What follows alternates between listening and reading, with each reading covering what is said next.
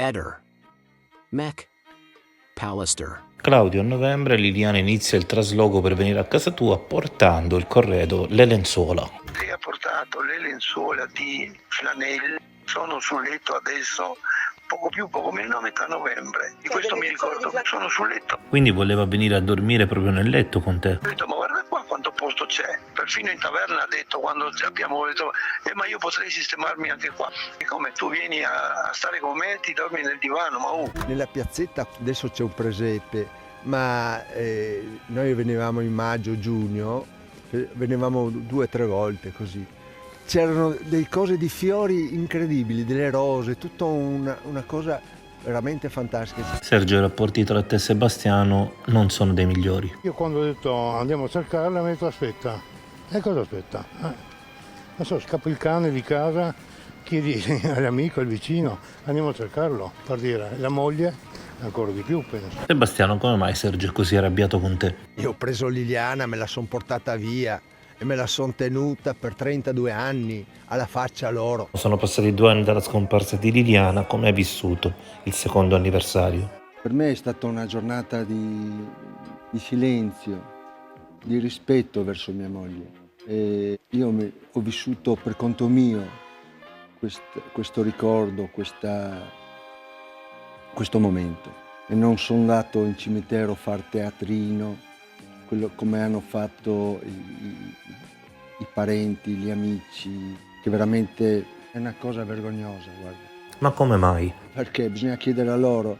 Io quel giorno, ieri, per me era un giorno di silenzio. Hai visto che belle lenzuola aveva regalato Liliana a Claudio? Le riconosci? Guarda, se lo poteva risparmiare anche questo giochetto, come Le riconosci? No, assolutamente. Parliamo ora dei giochi di prestigio che hai fatto con la Fede. Per me erano delle reliquie. Allora, guarda, erano momenti veramente, ero sconvolto qua e là. Però secondo me l'inghippo è successo questo. C'erano 2 bustine, una che apparteneva alla mamma, e qua sono gli ori della mamma di Liliana. Io non sapevo di chi era, parliamo del cassetto di Liliana. Quando Gabriele è andata a guardare nel cassetto, gliel'ho detto io, per carità, metti le mani, guarda dentro cosa c'è nel cassetto. Ha trovato dei soldi e ha trovato una di queste buste. Adesso non lo so come sono andate le cose. Comunque una l'ha trovata lei e una busta l'hanno trovato la polizia. Mi avevano detto che stavano cercando un'agenzia, mi avevano chiesto quale sarebbe stato il periodo migliore per venire.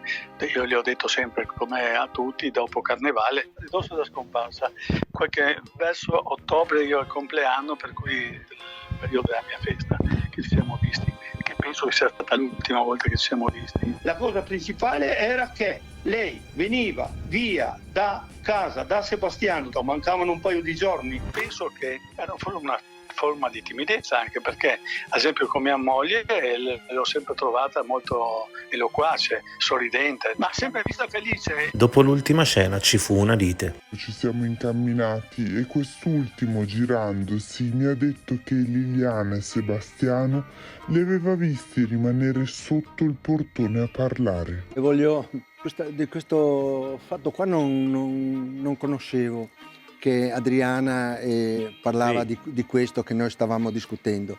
Io ti dico perché stavamo discutendo, perché loro erano a piedi, noi eravamo in macchina, però avevamo le biciclette dentro. Allora gli ho detto a Liliana, guarda, tu ti metti dietro e facciamo salire, gli altri 2 li portiamo a casa. Invece loro sono andati via, tutto qua. Noi siamo andati a fare la denuncia di scomparsa. Io ho parlato sempre con l'ispettore, ogni giorno, gli dicevo, avete qualche novità, sapete qualcosa? Primo giorno. Ehi, non dimenticare di iscriverti a questo canale.